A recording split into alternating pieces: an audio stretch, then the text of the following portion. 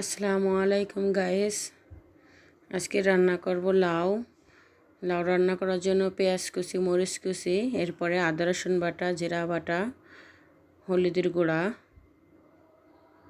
মরিচের গুঁড়া, ধনিয়া গুঁড়া সব মশলা দিয়ে একটু পানি দিয়ে কষিয়ে নেব। কষানো হয়ে গেলে দিয়ে দেব চিংড়ি মাছ।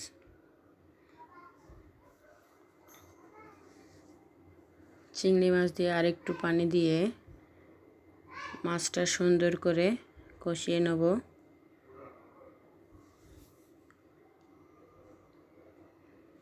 এই তো মাছ কষানো প্রায় শেষ। এখন এর ভিতরে দিয়ে দেব কেটে ধুয়ে রাখা লাউগুলো।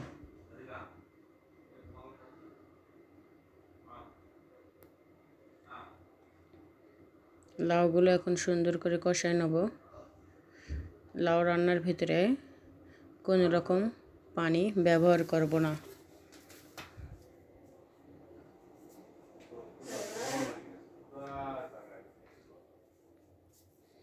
এই তো লাউ রান্না করাও প্রায় শেষ। চিংড়ি মাছ দিয়ে লাউ রান্না খেতে অনেক মজা।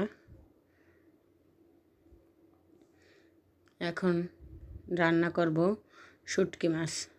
প্রথমে কড়ার ভিতরে রসুন আর পেঁয়াজ কুচি তেল দিয়ে ভেজে নিলাম। এরপরে লবণ, হলুদ আর জিরা, মরিচের গুঁড়া দিয়ে আর একটু মশলাটা কষিয়ে নেব।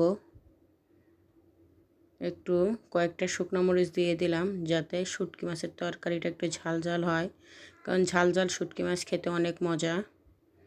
এখন দিয়ে দিলাম আগের থেকে ধুয়ে রাখা পুঁটি মাছের শুটকিগুলো।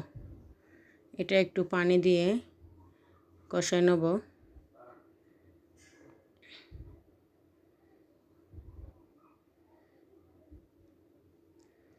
পুঁটি মাছটাও প্রায় কষানো শেষ। এখন এর ভিতরে দিয়ে দেব রান্না করার জন্য পরিমাণ মতো পানি। পুঁটি মাছ রান্না হওয়ার ফাঁকে কিছু ফল কেটে নেব। এখানে আছে আমড়া, কমলা আর তরমুজ। আমার মেয়ের শরীরটা তেমন একটা ভালো না, তাকে বলেছিলাম আনারস খাওয়ার জন্য, কিন্তু না, সে খাবে তরমুজ। এটা যা হোক, ফলগুলো কাটা শেষ। আমড়াটার উপরে দিয়ে দিলাম কিছু লবণ আর মরিচের গুঁড়া।